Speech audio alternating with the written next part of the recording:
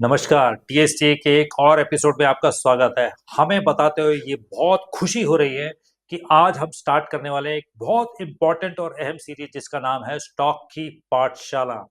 इस सीरीज में हम कवर करने वाले हैं सारे वो सब्जेक्ट, सारे वो पॉइंट जो as a beginner, as a continuing practitioner of stock market जो आपके मन में है, आपके दिमाग में है, वो हम कवर करने वाले हैं। तो अगर आप इंटरेस्टेड हैं इन सब्जेक्ट्स में, कृपया हमारे चैनल को ढेर सारा लाइक, शेयर एंड सब्सक्राइब कीजिएगा। और मैं आपसे ये वायदा करता हूं कि हमारी रिसर्च टीम ने बहुत उम्दा काम किया है। हम ऐसे ऐसे पहलू लेकर आएंगे मार्केट्स के जो आज तक आपने किसी भी चैनल पर नहीं देखे होंगे। तो कृपया जुड़िए टीएसटीए से और फायदा उठाइए इन सारी नॉलेज। नमस्कार, this is Tarun Sharma from TSTA. Imagine कीजिए उस टाइम को जब ये डिजिटल प्लेटफॉर्म एग्जिस्ट नहीं करते थे। आप क्या सोच सकते हैं कि हमारे एंसेस्टर्स, हमारे फोर फादर्स कैसे इन्वेस्ट करते होंगे उस टाइम पे जब बिजनेसेस को फाइनेंसेस की रिक्वायरमेंट पड़ती होगी? कैसे उन्होंने अपनी इन रिक्वायरमेंट्स को पूरा किया? क्या सुविधाएं एग्जिस्ट करती होंगी कि ये मार्केट इतना ग्रो किया? शेयर मार्केट की अद्भुत यात्रा की ऐसे ऐसे पहलू को जानेंगे कि कौन इसके मेन प्लेयर हैं, कैसे ये मार्केट काम करती है, ऐसे पहलू जो आपने आज तक कभी नहीं देखेंगे। अब बात करते हैं एवोल्यूशन ऑफ शेयर मार्केट की। लेके चलते हैं आपको 1602 में एम्स्टर्डम के पोर्ट टाउन में, जहां पे थी डच ईस्ट इंडिया कंपनी। ये कंपनी शिपिंग में थी और शिपिंग के बिजनेस में, जैसा आपको पता है, इन्वेस्टमेंट की बहुत जरूरत पड़ती है। तो इन्होंने क्या कहा, अगर हमें बिजनेस मल्टीप्लाई करना है उसके लिए उन्होंने पब्लिक को कहा कि आप आइए हमारी कंपनीज में, शिप बिल्डिंग में इन्वेस्ट कीजिए और शेयर होल्डर बनिए। तो डच ईस्ट इंडिया कंपनी पहली कंपनी थी जो कि पब्लिक लिस्टेड थी इन टर्म्स ऑफ शेयर्स। ऐसे स्टार्ट हुआ शेयर मार्केट का। शेयर मार्केट जो है आपकी कैफे हाउसेस से, जहां पे डिस्कशन होते थे हर काम करने के लिए, आपको अगर डील करना है किसी भी लेवल पे share market, everything was paper work. आप अगर शेयर होल्डर है, आपको शेयर्स खरीदने हैं, बेचने हैं, महीनों लगते थे, आपको पेपर भेजना पड़ेगा, आना पड़ेगा, इतना पेपर वर्क होता था। टू द टाइम नाउ जहां पे हर चीज डिजिटल है अपना, आप सोचिए कितनी सुगम हुई ये यात्रा। आज कोई भी आदमी जिसके पास एक स्मार्टफोन है, लैपटॉप है, दुनिया के किसी भी कोने में बैठ के आप ट्रांजैक्ट कर सकते हैं। इस डेमोक्रेटाइजेशन ऑफ फाइनेंस ने फाइनेंस की दुनिया को बदला हमेशा के लिए। बहुत जिंदगियां बदली क्योंकि शेयर मार्केट के दुनिया की, परिवारों की अर्थव्यवस्थाएं चलाती है। अब बात करते हैं introduction to securities and securities market. Securities basically क्या होती है? ये बेसिकली ट्रांसफरेबल सिक्योरिटी इंस्ट्रूमेंट्स होते हैं इन टर्म्स ऑफ ओनरशिप या आपका डेट। इसमें दो लोग होते हैं, एक जो कि आपके इन्वेस्टर्स होते हैं जो कि देखते हैं कि क्या अच्छी इन्वेस्टिंग अपॉर्चुनिटी, कहां मैं बेटर आरओआई ले सकता हूं। सेकंड होते हैं इशुअर्स जो कि देखते हैं अपना कि हमें इन्वेस्टमेंट कहां से मिल सकता है, तो इनको हम इशुअर्स कहते हैं।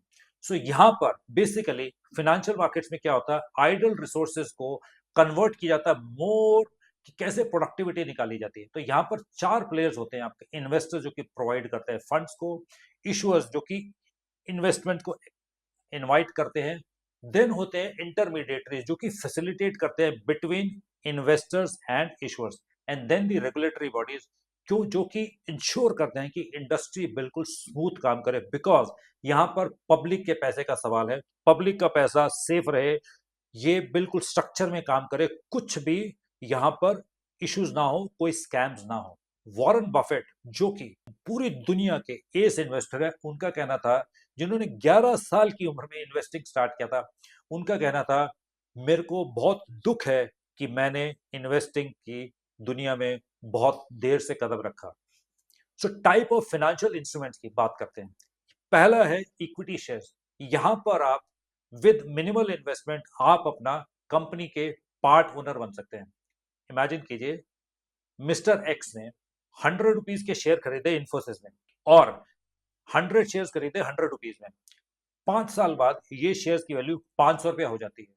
तो इनको उसमें फायदा तो मिला ही, प्लस जो डिविडेंड वगैरह बीच में कंपनी ने इशू किया वो भी उनको रेगुलरली मिलता रहता है।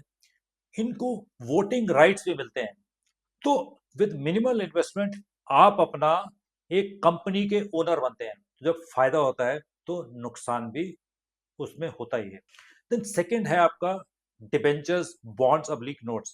नाउ सेकंड सिचुएशन में क्या होता है, कंपनी कहती है कि हमें इक्विटी नहीं, हमें अभी लोन की जरूरत है, तो वो एक particular rate of interest offer करते हैं। तो इमेजिन कीजिए एक मिस्टर शर्मा है जो कि रिटायर्ड है, जो कि ज्यादा रिस्क नहीं लेना चाहते, मार्केट्स में इन्वेस्ट करने में विश्वास नहीं करते। वो क्या कहते हैं, मेरे पास 2 लाख रुपया है, मैं आपको ऑन ए 10 ईयर पीरियड का मैं आपसे एक बॉन्ड खरीदता हूँ।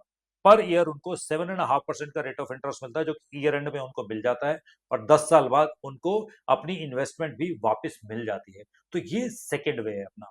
अब थर्ड है मार्केट इंडिसेस। मार्केट इंडिसेस में क्या होता है आपका, ये आपका सेक्टोरल, मतलब एक सेक्टर को रिप्रेजेंट करता है रादर देन एक पर्टिकुलर आपका कंपनी या स्टॉक को। तो यहां पर क्या होता है आपका कि जैसे बैंक निफ्टी, आपका सेंसेक्स, ओके। तो यहां पर जब आप एक इंडिविजुअल देखता है, जैसे करण देखते हैं कि आज सेंसेक्स 500 पॉइंट्स ऊपर गया, आपका बैंक निफ्टी 500 पॉइंट्स नीचे गया, तो रादर देन लुकिंग एट सारी कंपनीज को अलग अलग, उनको इस बेसिस पे वो इन्वेस्ट करते हैं। नाउ अब बात करते हैं कमोडिटीज की। Now like metals like gold, silver, agricultural produce, जो कि एक बहुत जबरदस्त इन्फ्लेशन हेज है। एग्जांपल लीजिए, मिस गायत्री का शादी हुआ 10 साल पहले, उनकी फैमिली ने उनको 1 लाख रुपीज का गोल्ड एज ए गिफ्ट दिया। आज 10 साल बाद उस गोल्ड की वैल्यू जो कि 1 लाख पहले थी, आज 2 लाख रुपए हो जाती है। उनको due to any personal emergency इस गोल्ड को बेचना पड़ता है। तो ये बहुत अच्छा हेज है और सदियों से चला आ रहा है। इसमें अगर आप देखेंगे, आज का ही अगर आप दौर देख लें, जब फाइनेंशियल मार्केट हिले पड़े हैं अपना वर्ल्ड वाइड, गोल्ड के मार्केट 1 लाख प्लस जा रहे हैं, तो these are very very good investment hedges against all the inflation. आज का एपिसोड यहीं तक। अगले एपिसोड में हम बात करेंगे एज ए बिगनर, आपके माइंड में अगर कुछ क्वेश्चन है, कुछ प्रश्न है जो आपको रोक रहे हैं मार्केट में से जुड़ने में, तो मिलते हैं अगले एपिसोड में। आपके समय के लिए धन्यवाद।